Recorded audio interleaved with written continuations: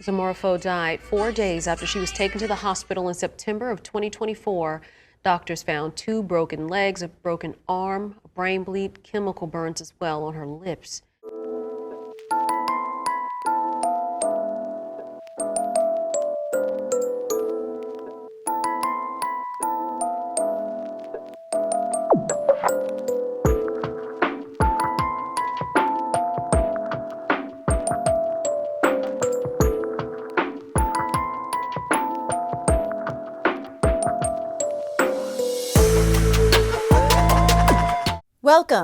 Welcome back, and thanks for being here. I'm Cassie, and this is A Wicked World. The story I have for you today is about a 22-month-old little girl who was rushed to the hospital with unimaginable injuries that would ultimately take her life. But conveniently, no one in the home seemed to know what had happened to her. This is the story of Zamora Foe.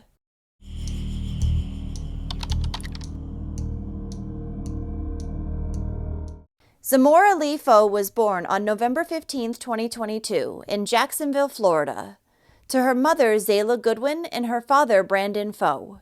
She was a happy and silly little girl who loved snuggling and watching Cocomelon.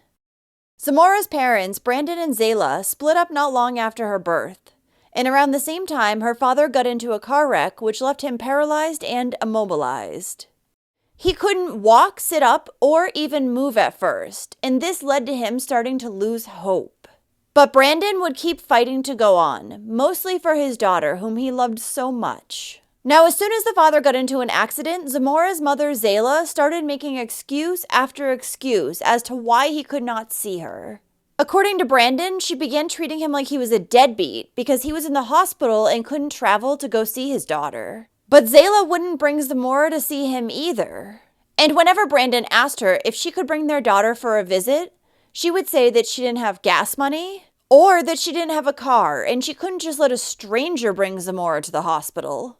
To combat these excuses, Brandon began providing his ex with money to pay for gas. But soon that wasn't enough for her either, so Brandon bought Zayla a car too. All just so he could see Zamora while he recovered.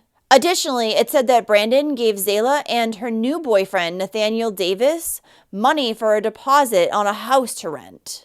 But regardless of all the father's efforts, Zayla still made it extremely difficult for him to see Zamora. When she had to go into work, she would even have someone else watch the little girl instead of Brandon, even though he was always offering to take her. According to the father's family, sometimes Zayla would be so against bringing her daughter to Brandon's home that if she didn't have anyone else to watch Zamora while she was at work, she would just leave the little girl sitting in her car outside her job with the windows down for hours. Adding to the mother's lack of good parenting was the fact that over the course of Zamora's very short life, she had her around 4 different boyfriends. 4. This was something that Brandon and his family had frequently expressed their concerns about to her, but she didn't seem to care. Then on the morning of September 10th, 2024, paramedics were called to the home where the little girl lived, located on Torres Circle North in Jacksonville. It was reported that 22-month-old Zamora was unresponsive. The toddler would then be rushed to the emergency room at Wolfson Children's Hospital, where she was listed in critical condition.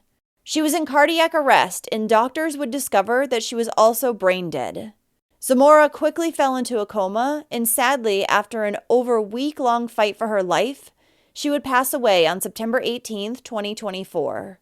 When Zamora died, many of her organs would be donated and would go on to save the lives of at least 3 children.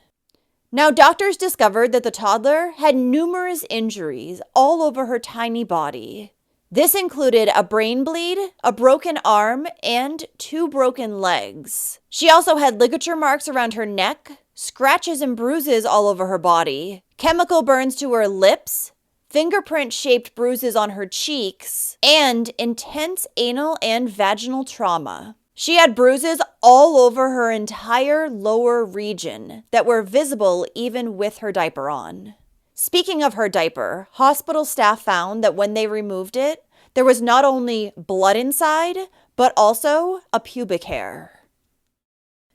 Zamora's father, Brandon, said that he will never forget the moment when police told him that his daughter had suffered numerous broken bones throughout her entire body. He knew right then and there that there was no possible way that her death was an accident.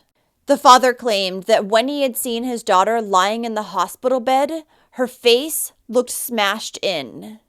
Today she was unplugged, she's gone. Officially, nothing's there. There's no air going, nothing. But the first thought that went through my head when they told me like she wasn't gonna make it no more is no man's supposed to outlive his daughter, you know? And it's crazy the way the world is, man, for real. I broke down like the first time I heard about it. I broke down heavy. I didn't know how to function no more. I couldn't, you know? I didn't know how to move no more. According to medical experts, a child with leg injuries similar to the ones that Zamora had would have been unable to bear their own weight, as they would have caused excruciating pain. Zamora's autopsy would not be completed until several months later, and when it was, her death was officially ruled as a homicide. The toddler was found to have died as a result of blunt force trauma, and there was also THC and methamphetamine found in her system.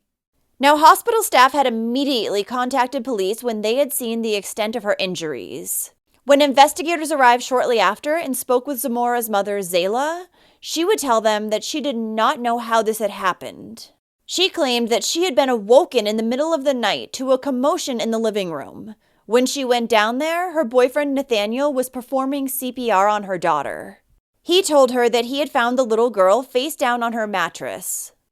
At first, he had tried to put her in the bathtub, but when that didn't work, he performed CPR on her instead. According to Zayla, she didn't see any new injuries on Zamora's body at this time. She also told investigators that her daughter's older injuries were a result of her falling down in the bathtub about a week prior. She stated that she didn't see it because her boyfriend Nathaniel had been the one who was giving Zamora a bath at the time. But he informed her that Zamora had fallen backwards, then stood up, and fallen forward. Since then, the toddler had difficulty walking, but the mother insisted that she hadn't been aware of any other concerning bruises or injuries prior to that. Zayla additionally said that she noticed Zamora's lips had become very red and swollen about a day prior to her becoming unresponsive. But she thought that it was just an allergic reaction to something, so she'd given her some medicine. That didn't seem to work, however, and at that point, the little girl was having difficulties eating and drinking because her lips were so swollen and painful. But the mother hadn't taken her to the doctors. She did claim that she had a doctor's appointment on September 13th, though. At the same time that Zayla was being questioned, the home where the toddler had lived was being searched, and detectives would make some horrifying discoveries. They found bloody bandages, bloody diapers in a trash, and a bloody blanket next to Zamora's bed. Her bed, which was located in the same room where Zayla and Nathaniel slept. Meaning that regardless of her claims, the mother had to have known that something was going on. Police additionally seized drugs and drug paraphernalia from the home, including meth and a pipe used to smoke it. While they were at the residence, authorities additionally spoke with Zayla's 75-year-old grandmother who lived there. And she told police that the couple and the little girl had just moved in with her and her 71-year-old boyfriend 5 days prior. The grandmother then informed them that she had started seeing bruises on Zamora just a few days after they got there. And she also wasn't walking anymore. When she had asked Zayla what was going on with the toddler, she told her it was just from her falling down in the bathtub at the home they lived in prior. The day after Zamora was rushed to the hospital, both her mother Zayla and Zayla's boyfriend Nathaniel were arrested. But they weren't charged with the little girl's murder or SA. Instead, they just received charges of child neglect and were held on $500,000 bonds. However, come March of 2025, Nathaniel and Zayla's charges would be upgraded.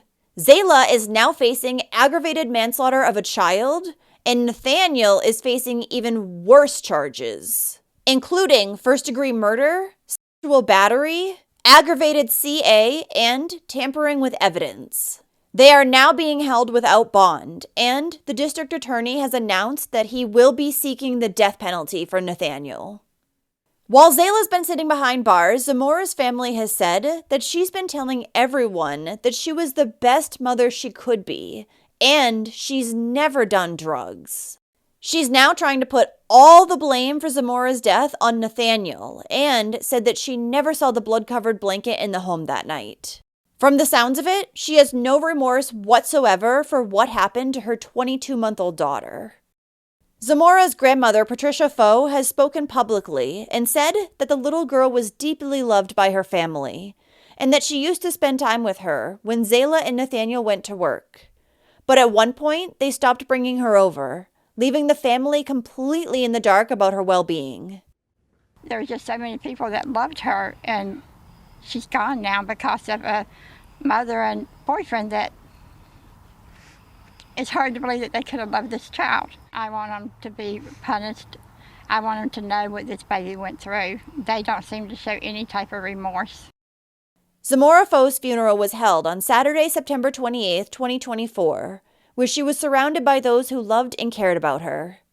A candlelight vigil was also later held for her on the night of October 12, 2024, at Stockton Park in Jacksonville, Florida.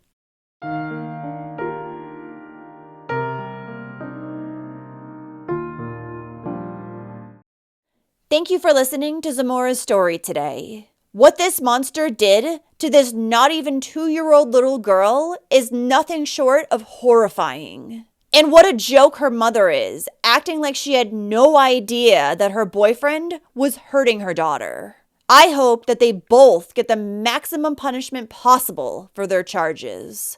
What about you?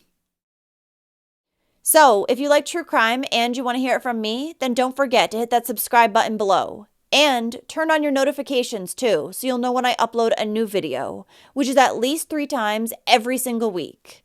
Thanks for watching A Wicked World today. Until next time, take care guys. Bye.